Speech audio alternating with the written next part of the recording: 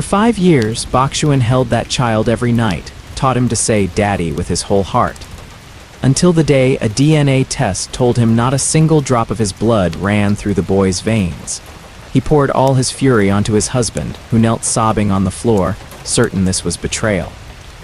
But Boxuan had no idea the real mastermind behind this tragedy was sitting in his own living room, raising a glass of wine, calling him little brother, waiting for the exact day he'd sign the divorce papers to seize everything.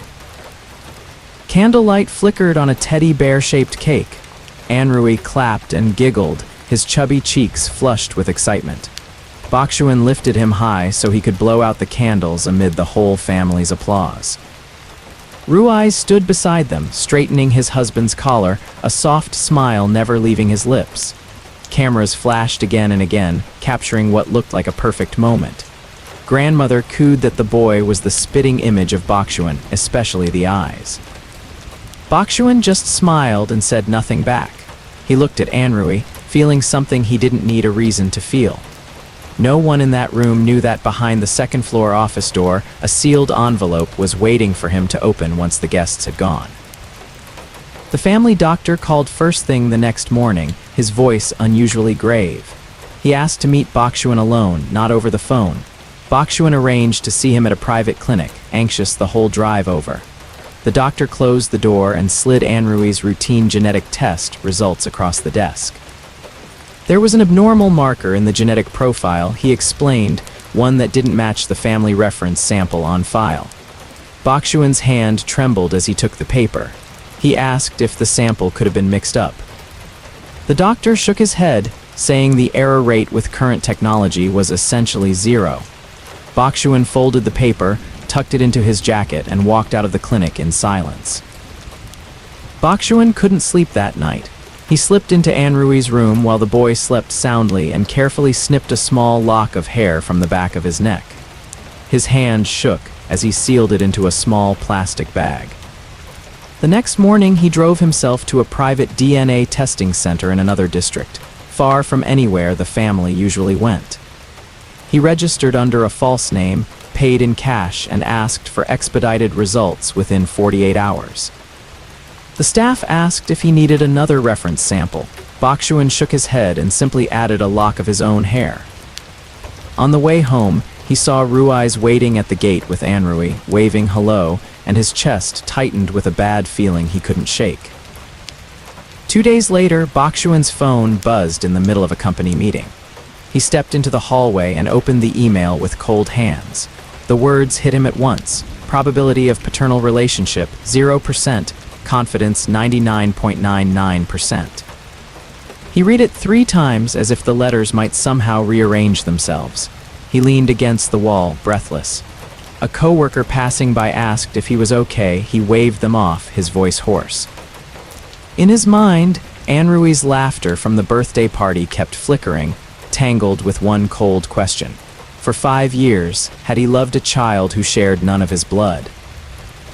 Boxuan drove straight to the hospital parking lot where he'd first picked up Anrui's routine genetic results. He killed the engine and sat frozen for half an hour, knuckles white on the wheel.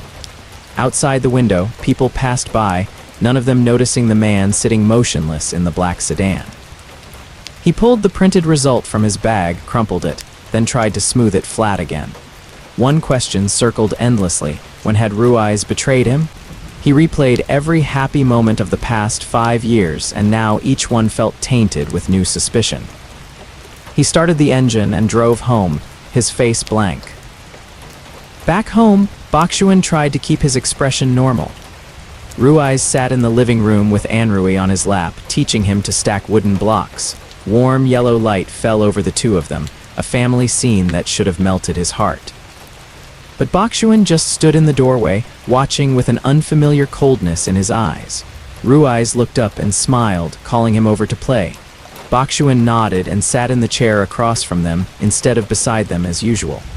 Anrui handed him a star-shaped block, calling out "Daddy" in his small voice. Boxuan took it, hesitating for a beat before forcing a smile, his eyes never leaving Ruize's face, studying every flicker of expression. Late that night, after Ruize had fallen asleep, Boxuan quietly opened the nightstand drawer and took out their old wedding album. He flipped through page after page, stopping at a photo from their wedding night. In it, there was a faint bruise on Ruize's wrist that he'd assumed at the time came from the rush of wedding preparations. Looking at it now, it felt like a glaring question mark. He tried to recall how Ruize had explained it, but the memory was hazy, just Ruize laughing it off, saying he'd tripped on the stairs. Boxuan closed the album and set it back in place, looking over at Ruize's sleeping form with a strangeness he'd never felt before. Early the next morning, Boxuan called a private investigator who had once worked for the family company. He arranged to meet at a quiet cafe far from the office, out of anyone's sight. His request was brief: dig into Ruize's past in the years before their wedding, especially any relationships and any unexplained absences. The investigator took careful notes and asked if he should look into the present as well. Boxuan nodded, his voice low, insisting on absolute discretion. Ruize and no one else in the family could know. He paid a large sum up front and left without looking back. That evening, Ruize noticed something was off with his husband. He carried a tray of tea into the study and found Boxuan sitting blankly in front of a dark computer screen. He gently said Boxuan's name and rested a hand on his shoulder, asking if something had happened at work. Boxuan flinched and pulled away without thinking, his voice cold. "It's nothing." Ruize froze, a flash of hurt crossing his face, but he forced a smile, set the tray down, and quietly left the room. Once the door closed, Boxuan sighed and buried his face in his hands. He hated himself for being cold to Ruize, but the suspicion gnawing at him ran even deeper than the guilt, pulling him further into silence. 3 days later, the investigator sent his first report through an encrypted channel. Boxuan opened the file in his car, parked in a quiet alley where no one could see his face. The first line hit him hard. Ruize had once vanished completely for 3 weeks, just months before their wedding, with no record of where he'd stayed or who he'd been with. Attached were faded itinerary photos and a few calls from unknown numbers, now disconnected. Boxuan gripped the phone, jaw clenched. 3 weeks missing with no explanation, he'd never known about this. He called the investigator back at once, demanding to know exactly what had happened during those 3 weeks. Boxuan pulled up an old calendar on his phone and counted back 9 months from Anrui's birthday.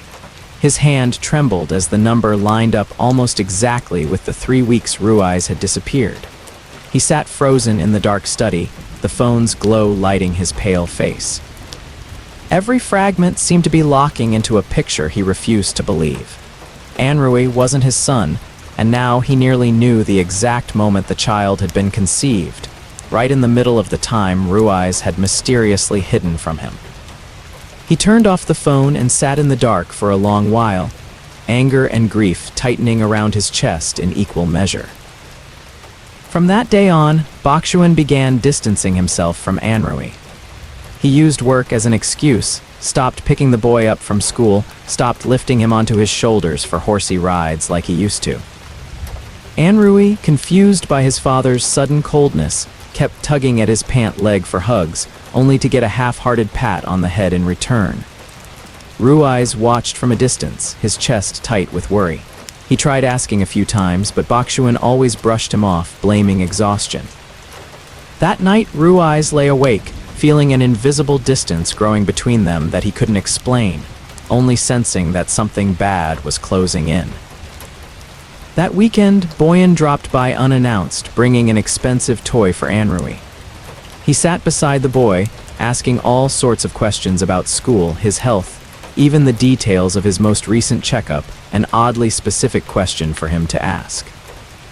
Boxuan sat across from them, distracted, his mind still spinning with suspicion about Ruize.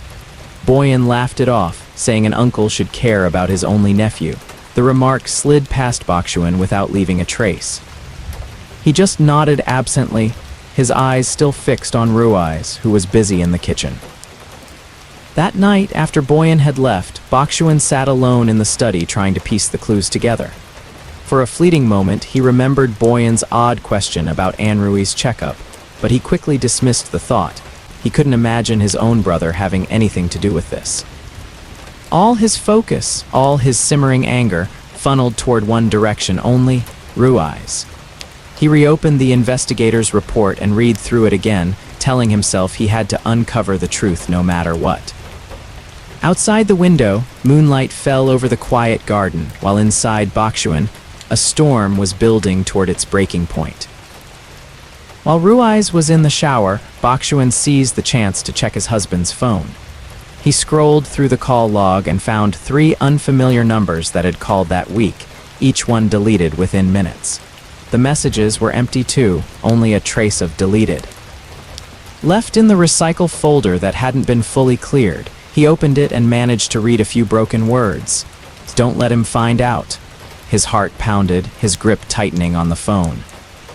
When the water shut off, Boxuan quickly put the phone back exactly where it had been and stepped out onto the balcony, pretending to smoke. When Ruize came out, hair still damp, and asked what he was doing there, Boxuan only muttered, getting some air, his eyes refusing to meet his husband's. That night, once Anrui was asleep, Boxuan called Ruize into the study. He shut the door and stood blocking the desk, his voice ice-cold, none of its usual warmth left. "Anrui isn't my son, is he?" The question cut through the air without preamble, like a blade. Ruize froze in the middle of the room, eyes wide, lips parting but no sound coming out. The warm yellow light suddenly felt cold. Boxuan stepped closer and repeated the question, each word deliberate. Ruize took a step back, his spine hitting the door, hand gripping the frame as if searching for something to hold on to. The silence stretched on so long it became an answer in itself. Ruize stood there, drained of all color. He opened his mouth a few times, trying to say something, but his throat seemed to have closed shut. Tears welled up and spilled down his cheeks before he could wipe them away. Boxuan watched his expression, torn between hurt and rage tearing at his chest. He waited, hoping for a denial, an explanation, anything at all. But Ruize only lowered his head, hands clenched around the hem of his shirt, shoulders shaking. No sound came except ragged, broken breathing. Boxuan felt as if someone had a fist around his heart, every breath heavier than the last. To Boxuan, that silence was as good as a confession. He turned, his gaze sweeping across the family photo on the bookshelf, the 3 of them at the park last year. Rage surged past his control, and he swept the frame off the shelf. Glass shattered against the floor, sharp and sudden in the quiet room. Ruize flinched and burst into tears, hands clamped over his mouth to muffle the sound, afraid of waking Anrui next door. Boxuan stared down at the broken glass at his feet, breathing hard. Without another word, he turned and walked out, leaving Ruize alone amid the wreckage he himself had made. That very night, Boxuan moved his things to a separate bedroom at the end of the hallway and locked the door from the inside. The next morning, he announced flatly that Ruize was no longer allowed into Anrui's room at night. The nanny would handle all nighttime care from now on. Ruize was stunned, tried to protest, insisting he'd never done anything wrong by Anrui.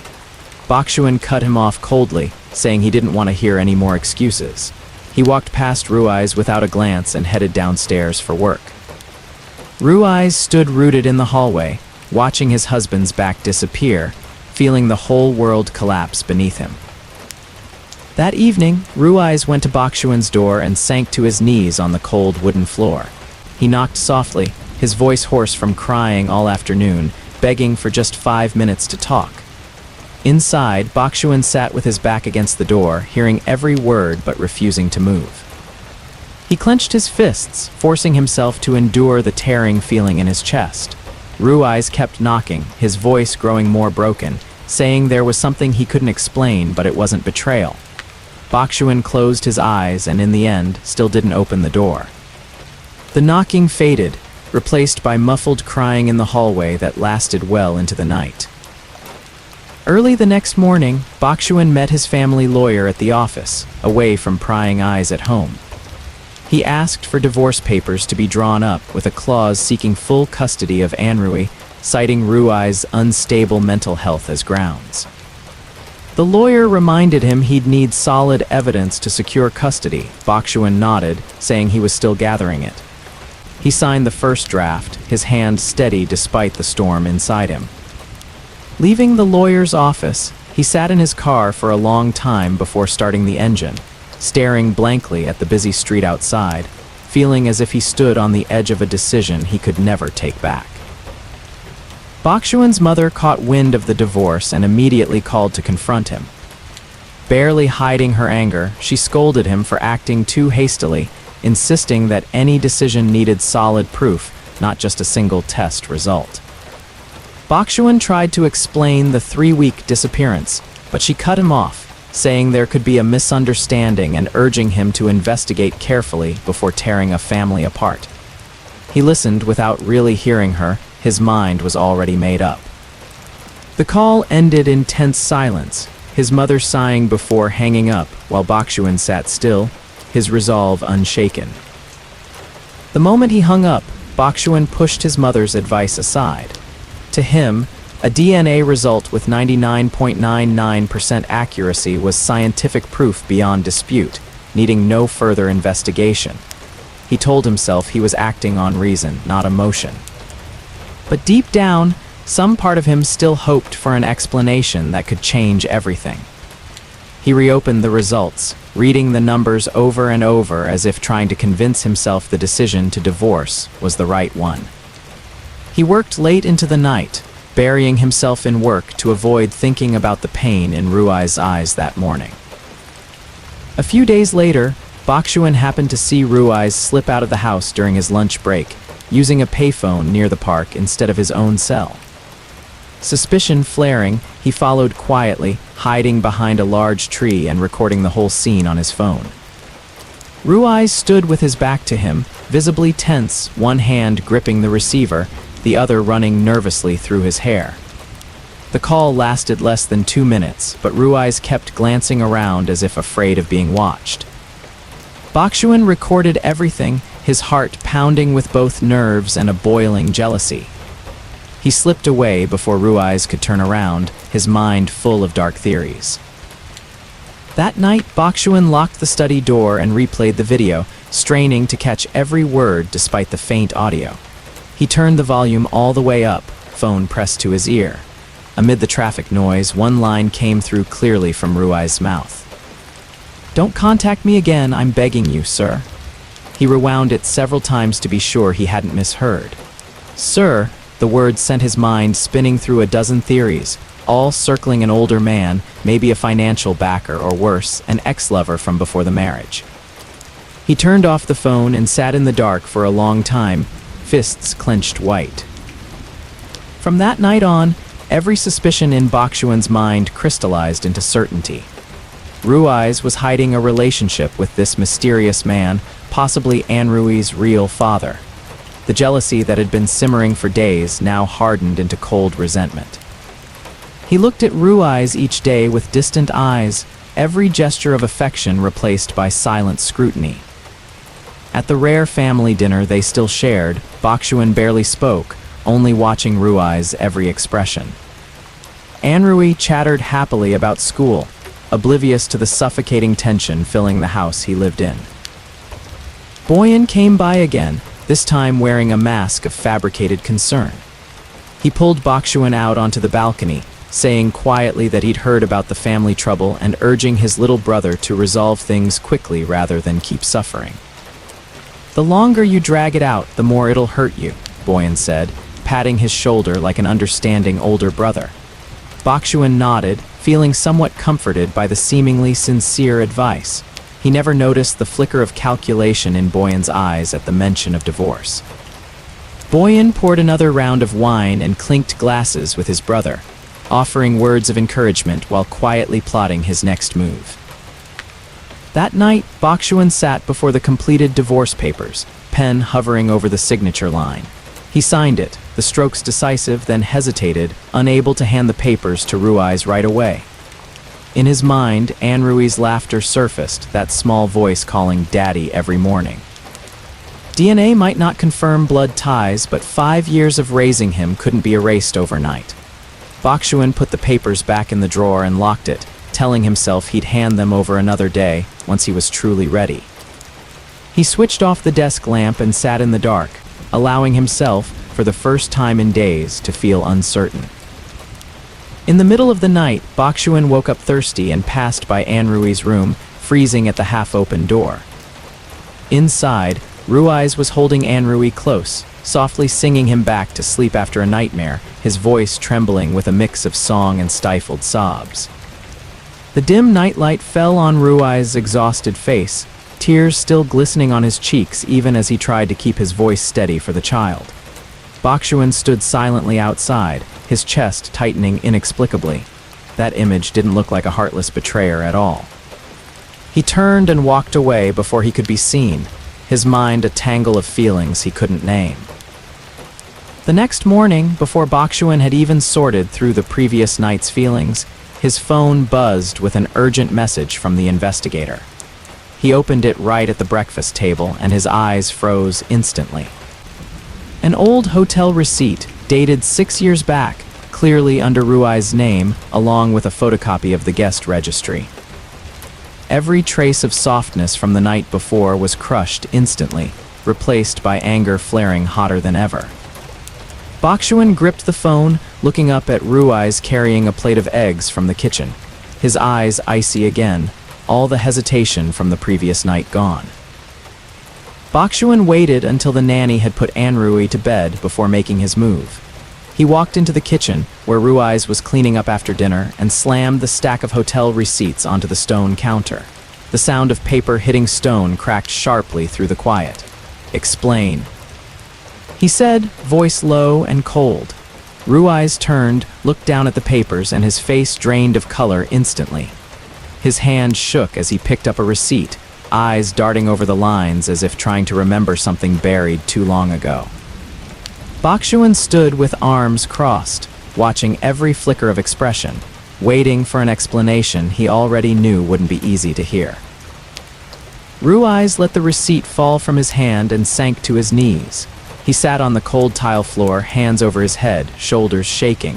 I'm sorry," the only words that came, over and over, with no explanation behind them. Boxuan stood watching, his anger not fading but flaring hotter than before. He bent down, gripped Ruize's arm, and pulled him up, forcing him to meet his eyes. "Sorry for what? Say it clearly."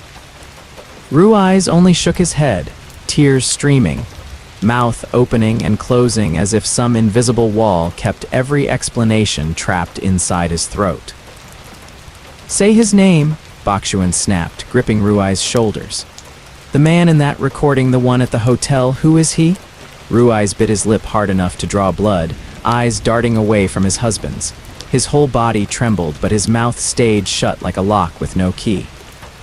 Boxuan shook him harder, voice rising almost to a shout. "Your silence means you admit it, doesn't it?" Ruize broke into sobs, shaking his head but unable to form a single clear word, only broken, choked sounds. His helplessness only enraged Boxuan further. He let go roughly and turned, storming out of the kitchen. Boxuan went straight up to the study, pulled the already signed divorce papers from the drawer and brought them back down, setting them in front of Ruize, who still sat dazed on the kitchen floor. "I'm filing next week," he announced, his voice final. Ruize looked up, eyes red-rimmed, staring at the papers with trembling lips but no protest, no pleading. That resignation only confirmed Boxuan's certainty of his guilt. He bent down to gather the scattered receipts, stacking them neatly like he was clearing away the last remains of a broken marriage, then walked out without looking back. The next morning, Ruize came to the study door and knocked softly, his voice hoarse from crying all night. "Can I see Anrui one last time before everything's over?" Boxuan opened the door and stood blocking the entrance, his eyes ice-cold, looking down at his husband. "No," just one word, final. Ruize froze, lips parting to say more, but Boxuan cut him off, saying the nanny had already been told not to let him near Anrui's room. The door slammed shut in his face, leaving Ruize alone in the empty hallway. He leaned back against the wall, slid down to the floor, and let out a strangled sob into the quiet morning air. That same day, Boxuan quietly hired 2 additional guards, instructing them not to let Ruize leave the estate grounds under any circumstances. The main gate was fitted with an extra lock, and security cameras were installed even more densely around the garden. Ruize noticed the change immediately when he tried to step out to buy a few personal items and was politely but firmly stopped by an unfamiliar guard. He stood frozen at the gate, looking at the sprawling mansion that now felt like nothing more than a beautifully decorated prison. No explanation, no chance to defend himself, only a quiet captivity tightening around a life that was already suffocating. Boyan visited far more often during those days, always finding a way to see Boxuan alone. He poured drinks and sat beside his brother on the living room sofa, his tone dripping with understanding. "What are you waiting for? Cut ties completely, dragging it out only hurts more." Boxuan drank in silence, offering no argument. Boyan pressed on, subtly suggesting a full transfer of custody, even offering to help find a good lawyer if needed. Boxuan nodded absently, too preoccupied to notice his brother's unusual eagerness. His mind was still full of Ruize kneeling, pleading, tangled with anger that hadn't yet faded. Late that night, Boxuan passed through the living room checking the locks before bed and noticed a faint light spilling from the reading room door. He pushed it open and found Ruize hunched over, writing hastily on a piece of paper, his face flashing with panic at the sight of someone entering. Ruize quickly folded the paper, trying to hide it in his pocket, but wasn't fast enough. Boxuan crossed the room and snatched it away before Ruize could react. Panicked, Ruize reached for it, voice urgent. "Give it back, please, it's not what you think." Boxuan pushed his hand away and opened the paper right there, eyes locked onto the hurried handwriting. The trembling handwriting on the unfinished page read, "To H, please don't hurt my child anymore, I'll do whatever you want, just don't touch him." The letter cut off abruptly, as if interrupted mid-sentence. Boxuan read it again and again, a cold chill slowly replacing his usual anger. This wasn't a love letter, wasn't proof of an affair like he'd assumed. It was a desperate plea. He looked up at Ruize, and for the first time in days, his eyes held no hatred, only a fresh, unsettling confusion.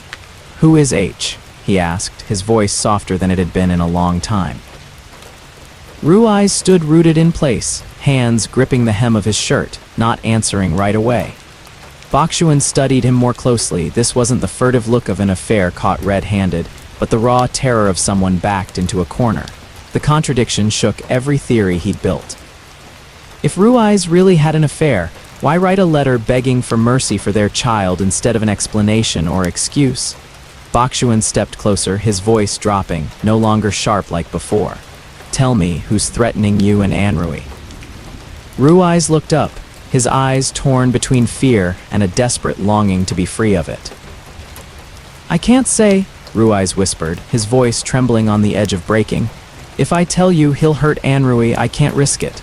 Boxuan gripped Ruize's shoulders, forcing him to meet his eyes. "I'm Anrui's father, I'll protect him, tell me."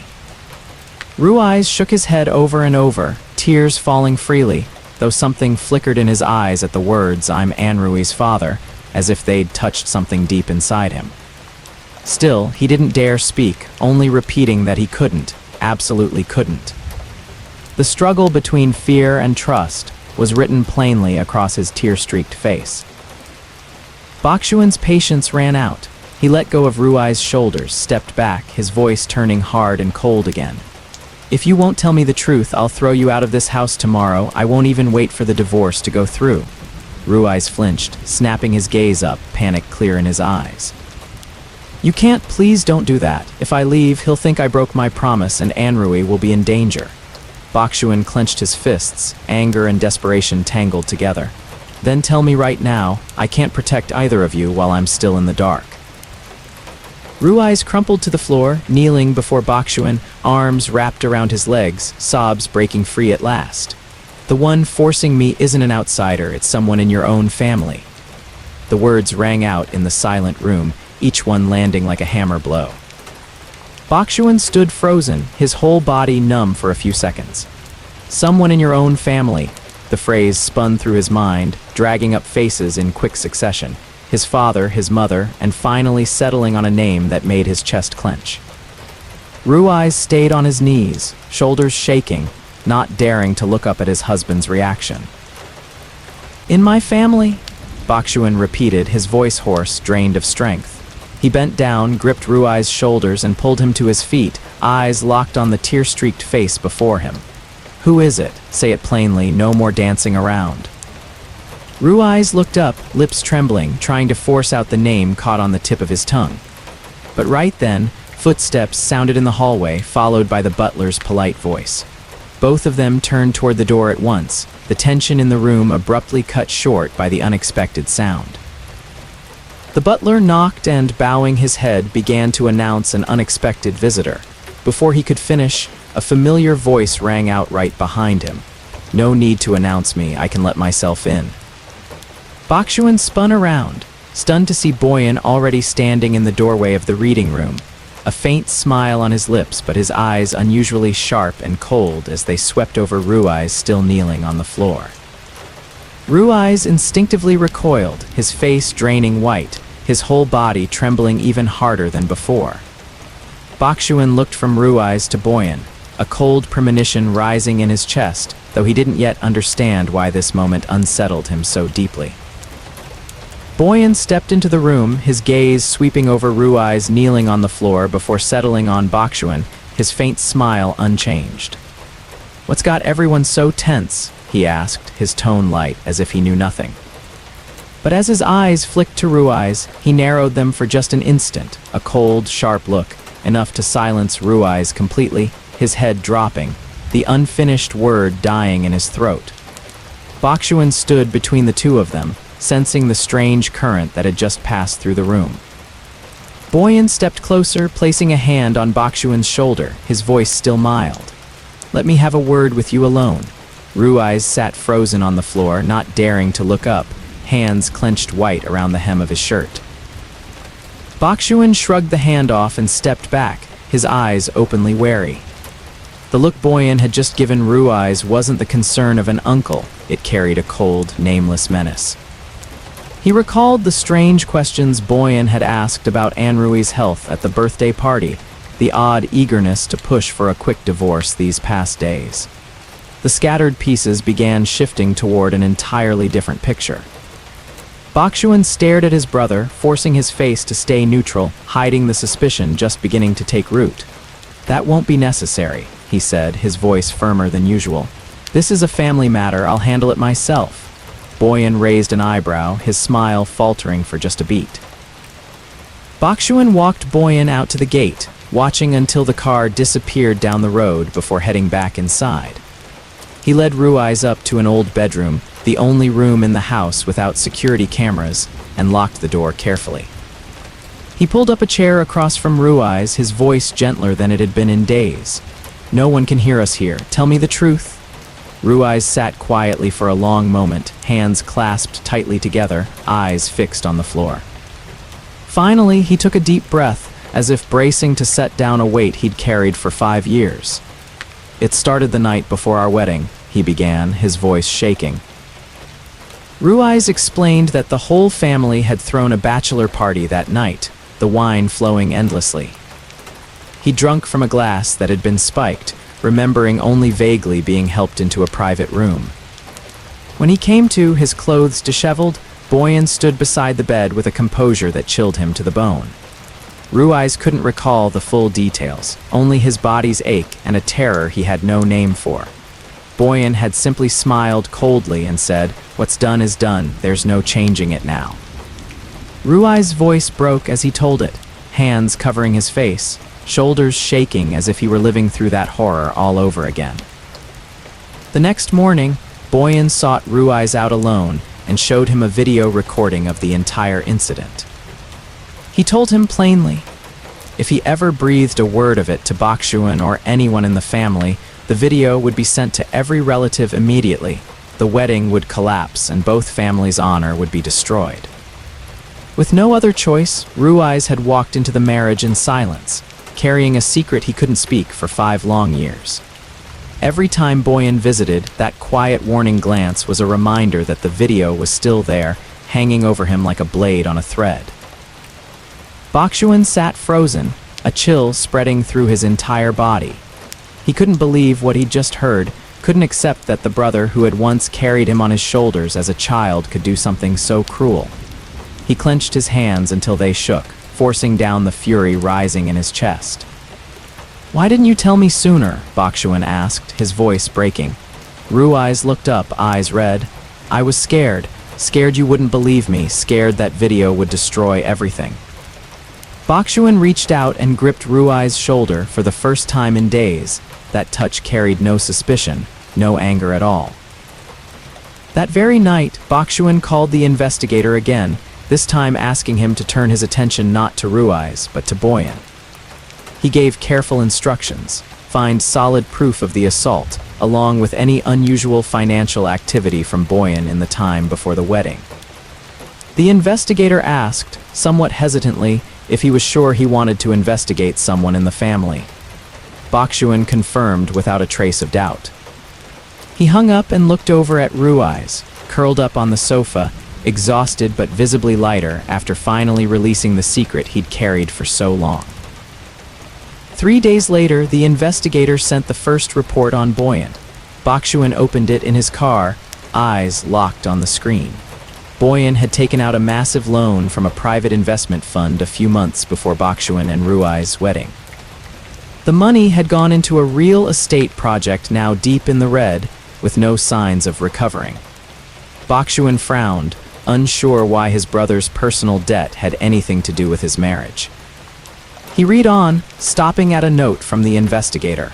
The loan had been secured against shares in the family company, shares Boyan had no right to pledge alone. Boxuan went straight to the family's legal document archive and pulled out the original will left by their grandfather. He read through every clause carefully, stopping at one critical line. Full inheritance rights were granted only to a direct blood heir, a legitimate biological child of the primary heir. If the heir had no biological child, the assets would automatically pass to the next branch of the family. He read the clause again and again, a cold premonition slowly forming. He set the will down on the table, staring into the distance, the scattered pieces beginning to assemble into an entirely different picture. Boxuan sat in silence in the archive room, his mind spinning with a chilling deduction. If Anrui wasn't his biological son, and if he officially divorced and lost custody, then, according to the will, he'd have no legitimate biological heir left.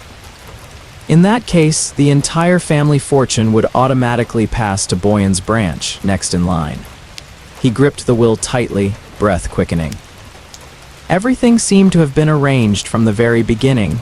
The assault, the video used to silence Ruize, the constant pressure to divorce these past days. All roads led to the same destination, the family fortune flowing into Boyan's hands. But another question struck Boxuan at once, making the whole deduction even more chilling. If he didn't divorce, if Anrui continued to be raised under his name as his legal son, then in blood, the child who carried Boyan's lineage would still become the sole direct heir in the future. Either way, power in the family would eventually flow back to Boyan, directly if Boxuan lost his son, or indirectly through Anrui himself, if the secret stayed buried forever. Boxuan realized he'd been pulled into a game calculated long ago, with no move left to chance. Boxuan stood and walked to the window, staring out at the darkened garden. A cold feeling spread through him as he realized his entire marriage, from the very first day until now, might never have been a coincidence at all. Meeting Ruize that fateful night before the wedding, even Boyan's years of enthusiastic involvement in the family, all of it might have been carefully arranged moves on a board. He clenched his fists, anger and betrayal choking his throat. He turned back to Ruize, still sitting quietly on the sofa, and this time his eyes held no suspicion at all, only sorrow. The next morning, Boxuan went to his mother's room and closed the door carefully before speaking. He asked her directly about Boyan's debt and the inheritance clause in the will, his voice unable to hide the strain. His mother froze, a flicker of alarm crossing her face before she composed herself. After a heavy silence, she admitted that Boyan had asked several times to have the will amended, wanting equal inheritance rights despite not being the eldest, but the family council had refused every time. She gripped Boxuan's hand, her voice trembling, warning him to be careful and not let anyone in the family know he was investigating, not even those closest to him. While Boyan was away on a 2-day business trip, Boxuan slipped into his brother's private office in the secondary residence, using a faulty wiring check as his excuse. He searched through drawer after drawer, shelf after shelf, until he noticed a bookshelf that felt unusually heavy when he pushed against it. He shifted it aside to reveal a hidden wall safe behind it. He tried a few combinations tied to birthdays and anniversaries, finally cracking it with Boyan's own birth date. The safe door swung open, revealing a thick stack of documents and a small hard drive inside. He grabbed everything, heart pounding, and hurried out before anyone could catch him. Back in his own room, Boxuan locked the door and plugged the hard drive into his computer with shaking hands. A video folder appeared. He opened the first file, and the horror of that fateful night 5 years ago played out in full, exactly as Ruize had described, down to every detail. He shut it off immediately, pressing his hands over his face for a moment to steady himself. Flipping through the paper files, he found a loan agreement under the family company's name, his father's forged signature stamped beneath it. The amount was staggering, enough to swallow nearly half the company's assets if left unpaid. Boxuan kept flipping through the documents and discovered Boyan had quietly used company shares. Shares he had no right to pledge a loan, as collateral for the personal loan. If the investment failed completely, not only would Boyan go bankrupt, but the family company itself could face seizure by the bank. Boxuan realized his brother was racing against time, desperate for a massive influx of capital before everything collapsed.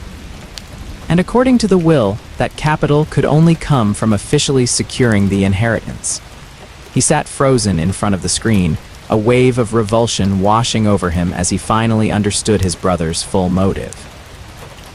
Boxuan turned to another document, what looked like Boyan's personal notes, laying out a plan step by step in chronological order. The first line read, "Rig the marriage to keep the direct bloodline under control no matter what." If Boxuan divorced and lost custody of Anrui, the fortune would automatically pass to Boyan by order of succession. If he didn't divorce, Anrui, raised as Boxuan's son but carrying Boyan's blood, would still be the sole direct heir when the time came, quietly transferring power to the next generation without anyone ever knowing. Boxuan closed the file, hands trembling violently, feeling as though he'd just seen his entire life scripted by the person closest to him. Boxuan called Ruize into the room, locked the door carefully, and laid out all the documents and the hard drive on the table. He walked him through each piece, explaining exactly what he'd found.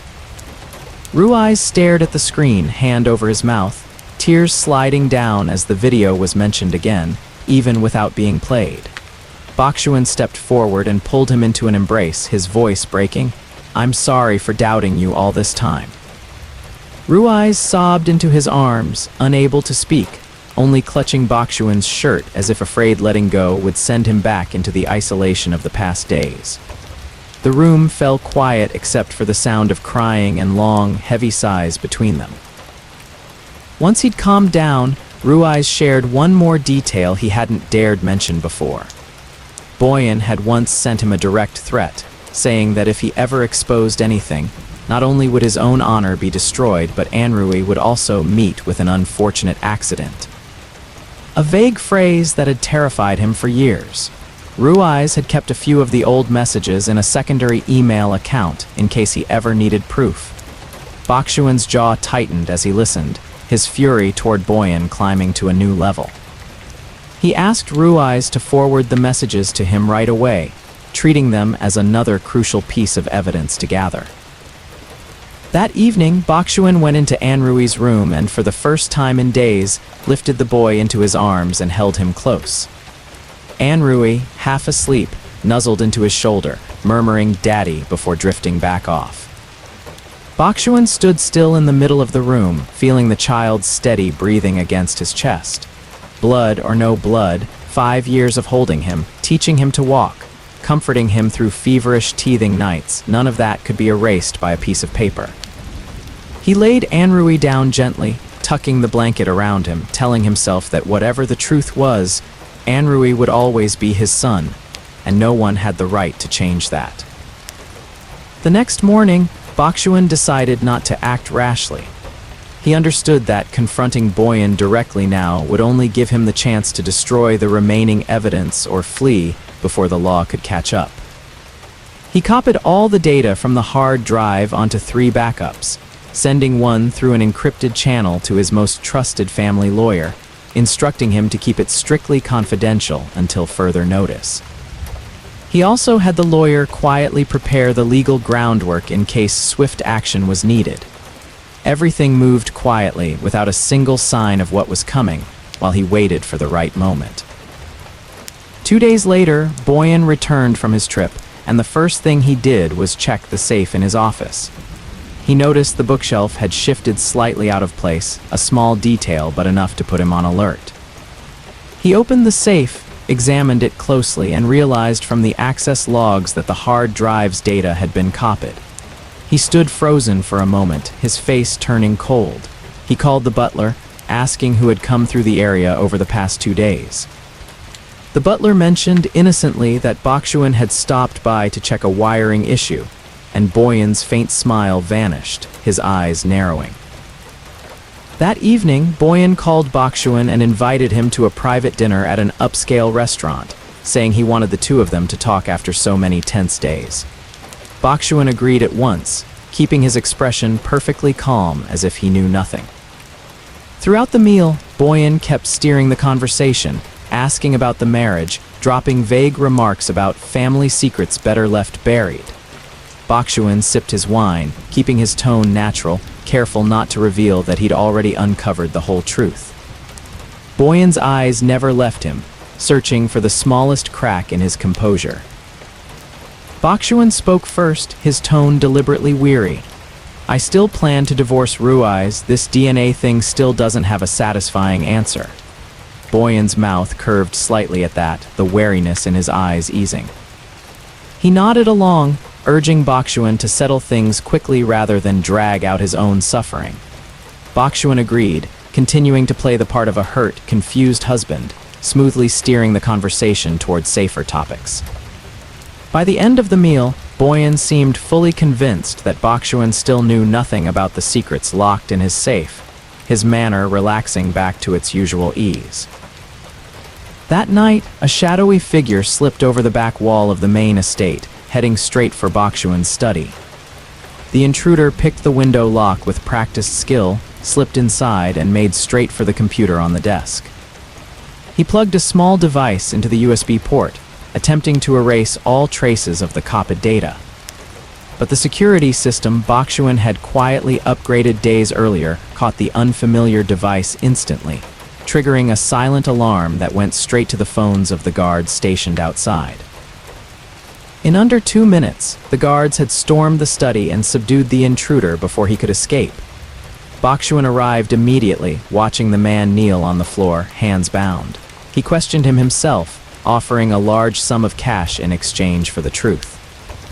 After some hesitation, the intruder finally gave up the name of the person who'd hired him, Boyan, along with the account number for the transfer as undeniable proof.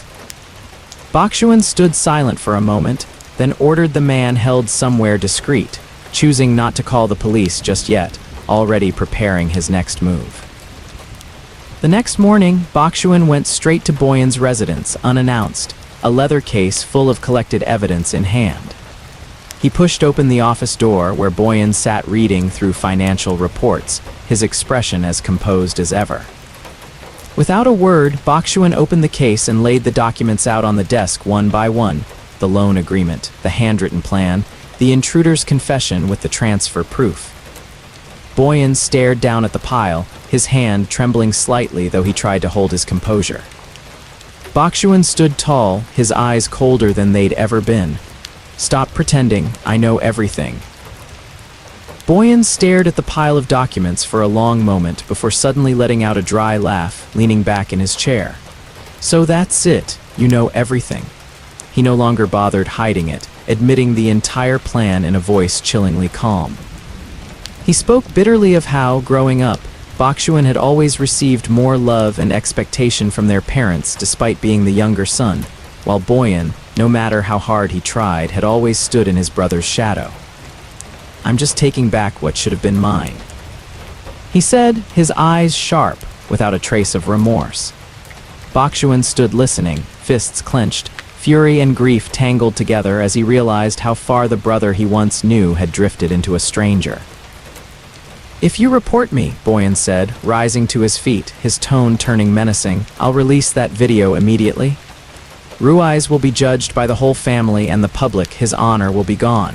He stepped closer, eyes challenging. Do you think Anrui will be able to handle finding out the truth that way when he grows up? Boxuan clenched his fists, fury peaking but forcing himself to stay calm. You think that'll scare me? He shot back, his voice steady. Ruize has nothing to be ashamed of. You're the one who should be judged. Boxuan looked Boyan straight in the eye, his voice harder than it had ever been. I don't care about the family's honor anymore. I just want justice for Ruize, for Anrui, and for myself. Boyan's expression flickered, caught off guard that Boxuan was willing to sacrifice everything. So you're willing to watch the whole family fall apart over one impulsive decision? He snapped, stepping closer. Boxuan didn't back down, his gaze unwavering. This family fell apart the night you did that to Ruize. I'm just seeing the truth now. Boyan's fists clenched, his rage finally breaking loose into action. He swung and struck Boxuan square in the face, sending him staggering back into a bookshelf. Before he could recover, Boxuan lunged back, and the two brothers grappled violently in the middle of the office, knocking the neatly laid out documents to the floor. Furniture crashed, breath came ragged, chaos filling what had been a quiet room. Boyan shouted through the struggle, blaming Boxuan for ruining his entire plan. Boxuan brushed the accusation aside, pouring days of pent-up rage into every blow he threw back. Worried when Boxuan had been gone too long, Ruize had driven to the residence himself to check on him. He pushed the office door open right in the middle of the brawl and rushed in, desperate to pull them apart. Stop, please, stop, he shouted, trying to push Boyan away from Boxuan. In his fury, Boyan swung out and shoved him back hard. Ruize fell, his head striking the edge of the wooden table with a sickening crack. He crumpled to the floor, blood beginning to seep from the wound, spreading across the white tile. Boxuan froze for a moment, the sight in front of him stopping his heart. Seeing Ruize lying motionless on the floor, blood pooling around him, whatever rage had been in Boxuan turned into something far past reason. He screamed and lunged at Boyan with a strength he'd never had before, every blow carrying the weight of days of pent-up fury. Boyan stumbled backward, unable to defend himself, slamming into the wall. Boxuan closed in, hands gripping his brother's collar, snarling through gritted teeth, his fury completely unrestrained. You hurt him, you hurt my whole family. Boyan tried to push him off but couldn't, his face turning pale as the grip around his throat tightened. Right as the situation turned dangerous, the butler and two guards, drawn by the noise, rushed in and pulled Boxuan off Boyan before anything irreversible could happen. Boxuan still struggled in the guard's grip, breathing hard, eyes red with unspent rage. Boyan slumped to the floor, coughing, clutching his throat. The butler, panicked at the sight of Ruize still unconscious with blood still flowing from his wound, called for an ambulance immediately. Boxuan wrenched free of the guards and ran to Ruize's side, dropping to his knees, hands trembling as he cradled his husband's head. The ambulance arrived within minutes, the medics quickly stabilizing Ruize and lifting him onto a stretcher. Boxuan climbed in with them, sitting close, gripping Ruize's hand the entire ride to the hospital. His hand still shook from anger not yet spent, mixed now with an overwhelming fear as he looked at Ruize's pale, unconscious face. He leaned down, whispering, knowing Ruize couldn't hear him, his voice breaking. You have to be okay. Do you hear me? You have to be okay." The medics monitored his vitals continuously, the air inside the ambulance thick with tension the whole way there. At the hospital, waiting for Ruize's test results, Boxuan sat in the hallway, his mind churning over a difficult decision. Reporting this to the police immediately meant the family scandal would be laid bare for the public, generations of reputation collapsing in an instant. But keeping it buried, handling it internally as the family always had, meant Boyan might continue to cause harm and justice for Ruize would never come. Boxuan clenched his hands, staring down at the dried blood still on his shirt, slowly arriving at a decision he knew would change everything. Boxuan's mother rushed to the hospital the moment she heard, her face etched with panic. Boxuan told her the entire truth, hiding nothing: the assault, the blackmail video, the plot to seize the family fortune. She stood frozen as she listened, hands trembling over her mouth, tears falling freely. After a heavy silence, she gripped his hand, her voice firm despite the tremor in it. "Take Boyan to the law, son. I'll stand by you. We can't shield this crime any longer, even if he is my own flesh and blood." With his mother's support, Boxuan no longer hesitated. He called the police directly and reported the entire case, along with all the evidence he'd already prepared: the assault video, the forged loan agreement, the intruder's confession and transfer proof. The police confirmed there was more than enough grounds for an immediate arrest. Boxuan sat in the hospital waiting room, dried blood still on his hands, his gaze steady out the window. He knew this decision would shake the entire family, but he felt no regret over it at all. On the day of the ancestral memorial, with the whole extended family gathered at the main estate, the police arrived without warning and arrested Boyan right in the middle of the great hall in front of everyone. Boyan froze for a moment before the cuffs closed around his wrists, all his usual composure gone. Murmurs rippled through the hall as relatives turned to each other, confused and alarmed. Boxuan stood quietly in a corner, watching it all unfold, saying nothing as Boyan was led past him, the two brothers' eyes meeting for one final, complicated moment. Once the police had left, the atmosphere in the hall turned heavy with tension.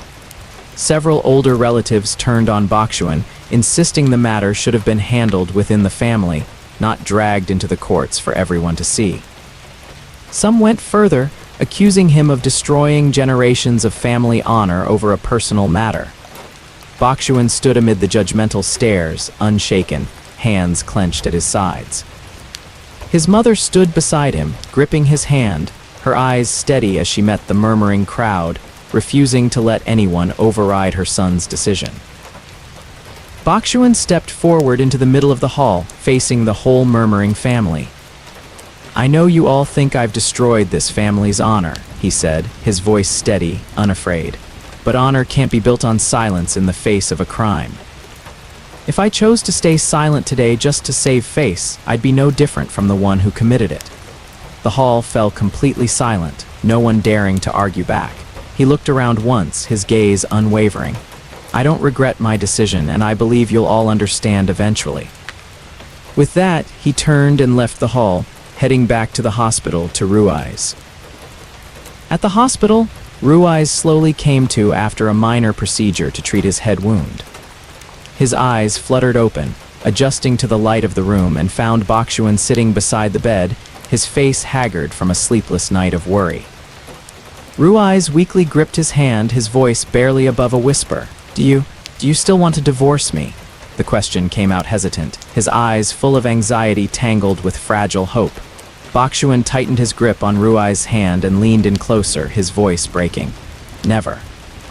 I'm sorry for letting you carry this alone for so long." Boxuan leaned down and pressed a gentle kiss to Ruize's forehead, never letting go of his hand for even a second. "I never really wanted to let you go," he whispered, his voice thick with regret. "I just let my doubt cloud everything. From now on, I won't let anyone hurt you or Anrui again." Ruize smiled faintly through his tears, nodding, leaning his head into the hand cupping his cheek. Outside the window, the early morning sun began slipping through the curtains, lighting the room after one long, stormy night. Boyan's trial took place 3 months later, drawing attention from the entire business circle familiar with the family. Boxuan sat in the gallery beside Ruize, their hands clasped tightly throughout the proceedings. The prosecutor laid out the evidence one by one: the assault video, the forged loan agreement, the intruder's testimony. Boyan sat at the defendant's table, his expression cold and unreadable, occasionally glancing at Boxuan with an unreadable look. His lawyer tried to mount a defense, offering weak arguments about motive, but the evidence was overwhelming, rendering every effort futile before the court. When it was his turn to speak, instead of showing remorse, Boyan stood and spoke with bitter resentment. Growing up, all the love, all the family's resources went to Boxuan, even though I was the eldest. He turned to look straight at his brother, eyes full of resentment. I was only taking back what should have been mine from the start. Murmurs rippled through the courtroom. Boxuan sat still, offering no response, only looking at the brother standing before him, feeling a tangled mix of distance and sorrow. Ruize squeezed his hand tighter, as if lending him strength to get through the heavy moment. Boxuan listened to the entire statement in silence, never interrupting, never arguing back. In his mind flickered an image of his brother as a child, carrying him piggyback around the garden, once his greatest childhood hero. That image now stood in stark contrast to the man before the bench, still his brother in name but a stranger at heart.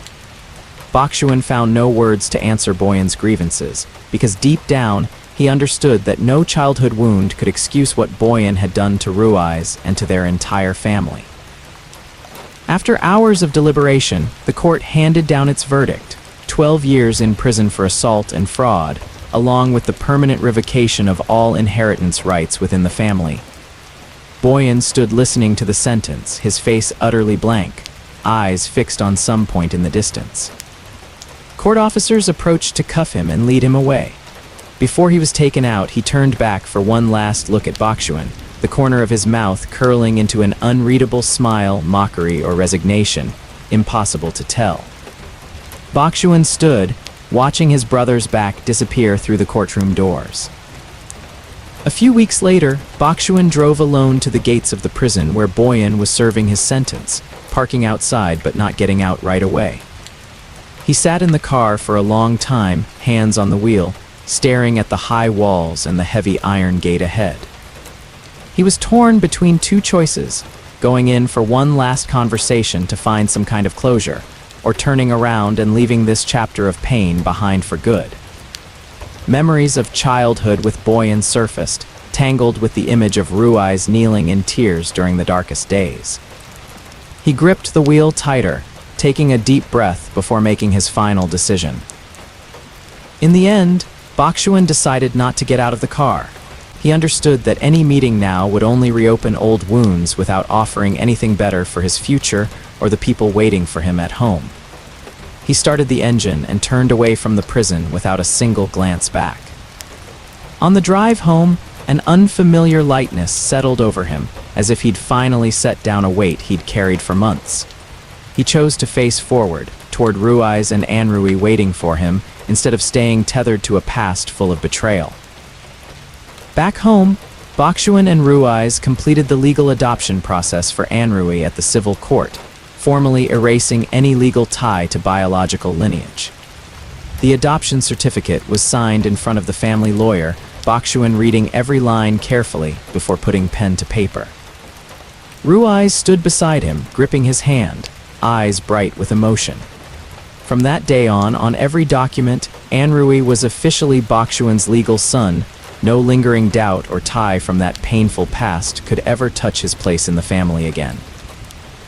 That night, after Anrui had fallen asleep, Ruize leaned against Boxuan's shoulder on the balcony, his voice soft with emotion.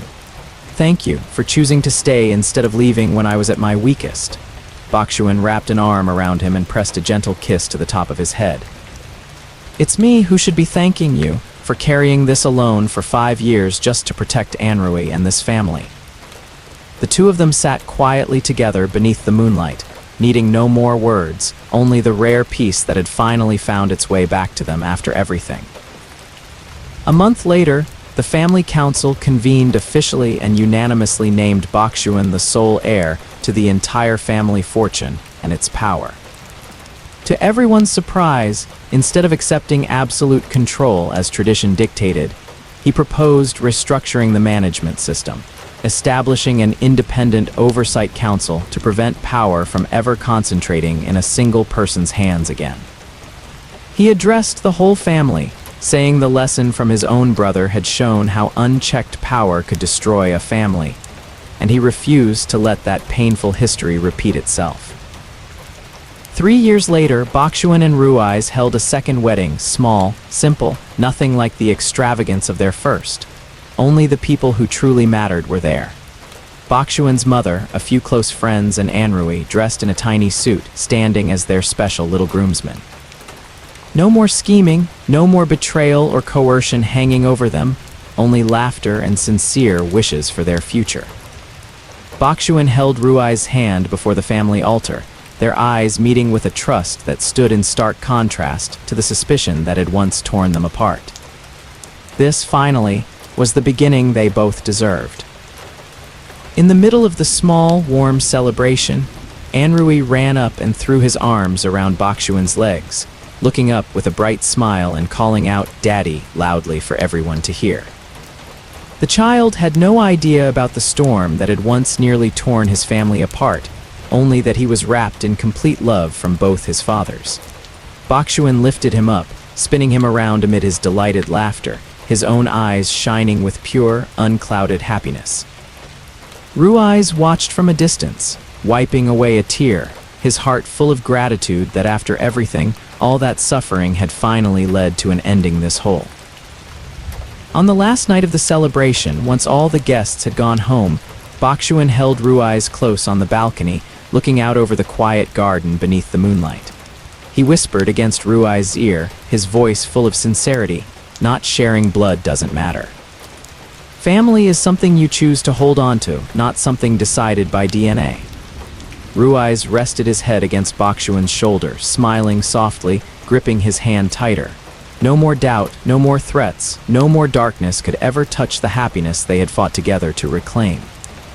The story closed in peace, where real love had triumphed over every scheme and betrayal. Boyan grew up in the same house with the same parents, but always felt like he stood outside the love his family gave his younger brother. He chose betrayal, destroying his own family's happiness to reclaim what he believed was owed to him. Some would say childhood wounds can never excuse a crime this severe, stealing 5 years of Ruize's life, turning an innocent child into a pawn in a family power struggle. But others might ask the opposite. If a child is overlooked long enough within his own family, if love was never divided fairly to begin with, is the blame really his alone to bear?